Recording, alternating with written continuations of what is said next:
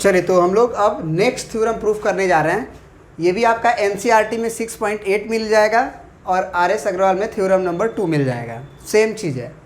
क्या कह रहा है कि if a side of a triangle produced, if a side of a triangle produced मतलब एक ट्रायंगल का मात्र एक साइड को प्रोड्यूस किया गया आगे की तरफ या पीछे की तरफ कहीं भी।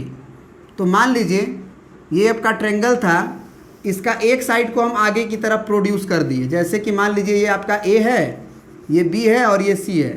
तो आगे की तरफ जब प्रोड्यूस कर दिए एक साइड को तो लिखा गया कि देन तब एक्सटीरियर एंगल सो फॉर्म्ड।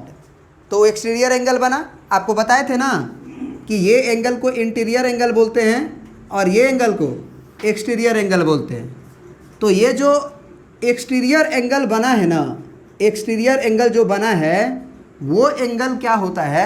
अच्छा एक बात बताओ, इंटीरियर एंगल एक्स में कै गो होगा? एक गो कि दो गो कि तीन गो?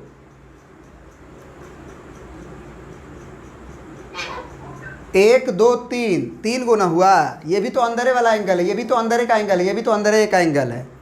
तो ये एक एक्सटीरियर एंगल हुआ यहाँ वाला के लिए अगर एक साइड को बढ़ाया गया, और तीन इंटीरियर हुआ, एक ये एक ये एक ये। तो इन्होंने बोला कि अगर एक्सटीरियर एंगल बनता है तो वो जो होगा ना इक्वल होगा। मतलब अगर आप इस एंगल को बोल रहे हो कि एंगल ये वन है मान के चलो, एंगल ये वन है मान के चलो, तो ये कह रहा है कि एंगल वन जो होगा ना, एंगल वन वो बराबर होगा सम ऑफ टू इंटीरियर एंगल। तो यहाँ पे आप लिख लेना सम ऑफ टू अपोजिट। यहाँ पे क्या जोड़ देना? अपोजिट। हमसे शायद छूट गया है ना, सम ऑफ टू अपोजिट। हाँ बिल्कुल लिख लीजिएगा, सम ऑफ टू इंटीरियर अपोजिट लिखा है, हम लिख देते हैं, सुधार देते हैं। ये वर्ड ज़रूरी था अपोजिट, अच्छा हुआ कि मिस्टेक हो गया, ताकि आपको फोकस हो जाएगा कि अपोजिट रहना ज़रूरी है। ठीक है ना। तो इन्होंने बोला कि जो एक्सटीरियर एंगल वन बना वो किसके बराबर होगा? तो sum of two interior opposite angle. तो अगर अपोजिट बोल दिया तो क्या आप एंगल सी को लोगे? नहीं लेंगे।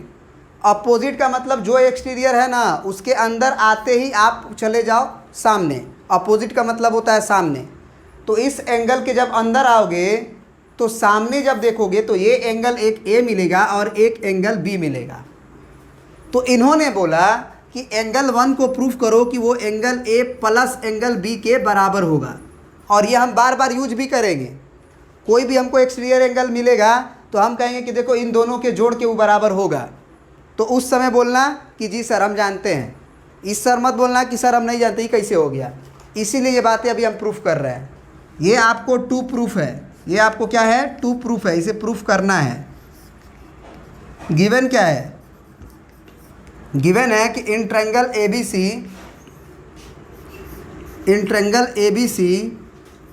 BC प्रोड्यूस्ड टू P बोल दो।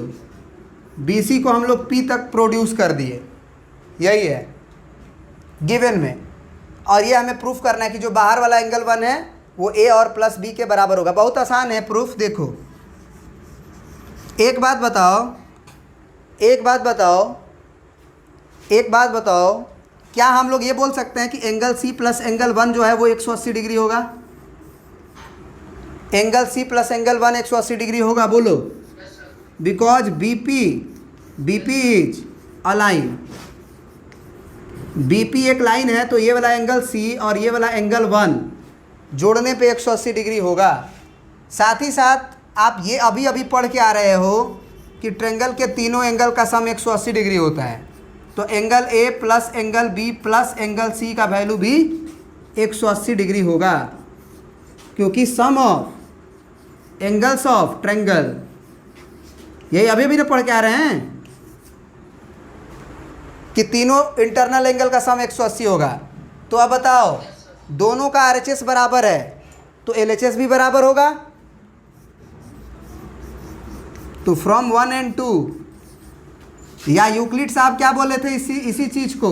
यूक्लिड साहब क्या बोले थे इसी चीज़ को कि things which are equal to same thing 180 180 है।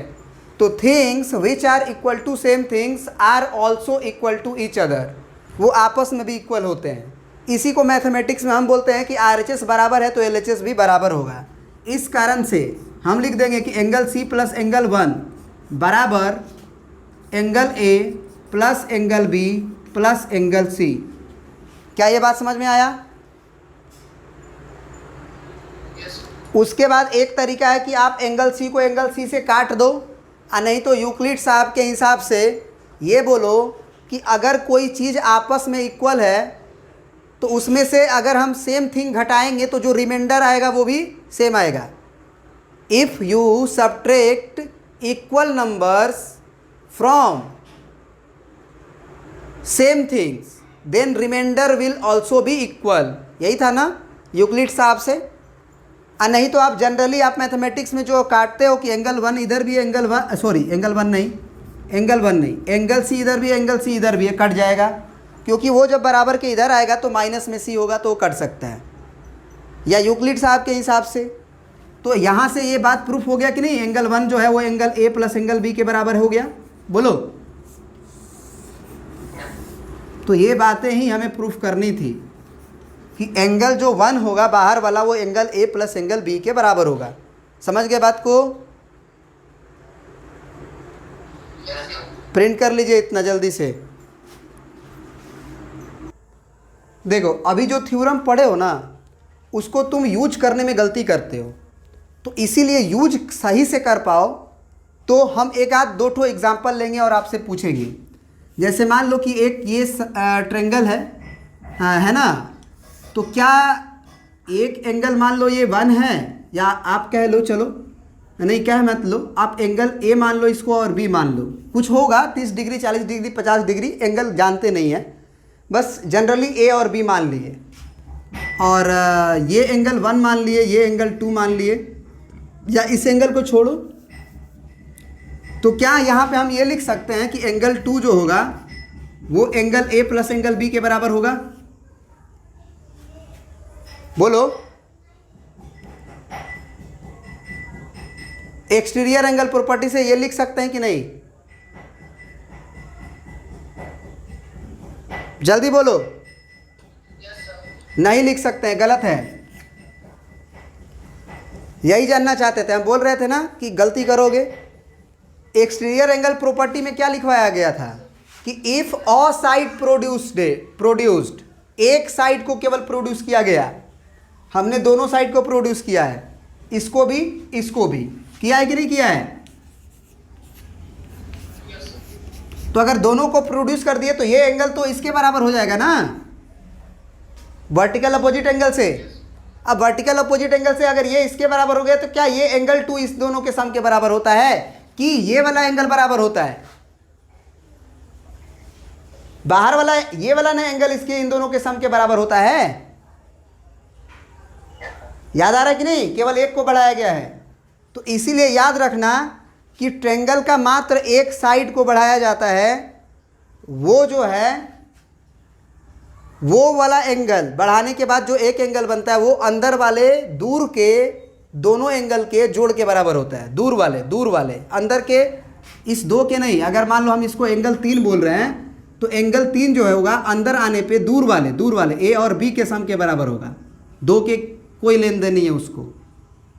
अब जरा एक बात बताओ, क्या हम लोग अगर इस एंगल को 4 मान रहे हैं तो ये वाला एंगल भी इन दोनों के सम के बराबर होगा कि नहीं होगा?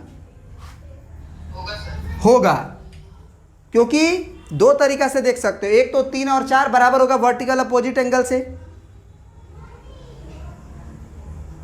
अरे ये काट कूट है ना भाई, तो वर्टिकल अपोजिट एंगल से ये वाला अगर काट कूट है तो ये वाला एंगल इस वाले एंगल के बराबर होगा। तो 3 और 4 आपस में बराबर होंगे, और 3 अगर ए और बी के बराबर है तो 4 भी ए और बी के बराबर होगा। एक तो ये तरीका है सोचने का। दूसरा तरीका है कि आपको एक साइड बोला गया बढ़ाने के लिए, आपने क्या किया कि इसको ही बढ़ा दिया, इसको नहीं बढ़ाया। तो एक साइड को बढ़ाने के बाद जो एक्सटीरियर एंगल बना वो भी तो इस दोनों के सम के बराबर होगा, क्योंकि हमने एक साइड बढ़ाया है। बात समझ में आया? एक ये हुआ एग्जाम्पल। तो कोई ज़रूरी नहीं है कि हमेशा BC को ही बढ़ाया जाएगा, कभी कभी AC को भी बढ़ाया जा सकता है ना, और कभी कभी BA को भी बढ़ाया जा सकता है। इसको आगे बढ़ा दिए, अब इसको आगे बढ़ा दीजिए, मान लीजिए इसको 1 बोल रहे हैं, इसको 2 बोल रहे हैं, इसको 3 बोल रहे हैं, इसको 4 बोल रहे हैं। तो अब की बार एंगल जो 4 होगा उसका ना कंपेयर होगा। तो एंगल 4 किसके बराबर होगा?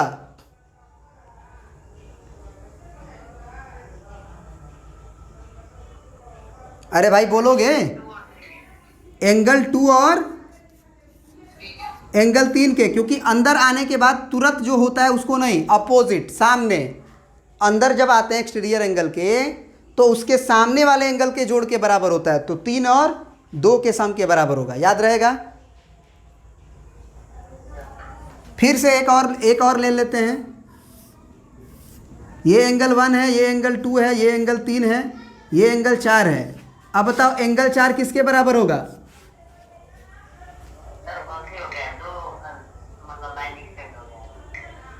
अच्छा, तो ये समझना चाहिए कि 2 लाइन भैया बढ़ा दिए आप, तो भैया वो इंटीरियर एंगल के बराबर नहीं होगा, लेकिन होगा बराबर किसके? 3 के। वर्टिकल अपोजिट एंगल से, वर्टिकल अपोजिट एंगल से बराबर होगा ना 3 भैया 4 के।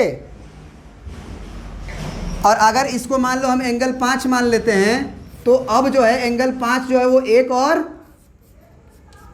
2 के जोड़ के बराबर होगा, क्योंकि एक उप साइड बढ़ाए हैं, केवल एक ही ना साइड बढ़ाए हैं ऐसे। तो एक साइड बढ़ाया गया है अगर ये, तो ये 5 था, ये 1 था, ये 2 था और ये 3 था। तो एक साइड बढ़ाओगे अगर केवल, तो ये बाहर वाला एंगल हुआ।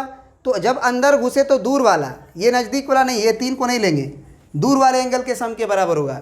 यानी कि एंगल 5 एंगल 1 प्लस एंगल 2 के सम के बराबर होगा। तो क्या ये समझ गए कि क्वेश्चन बनाते समय क्या दिक्कत हो सकती है? वो क्लियर हो गया? ठीक है, इसको भी प्रिंट कर लीजिएगा।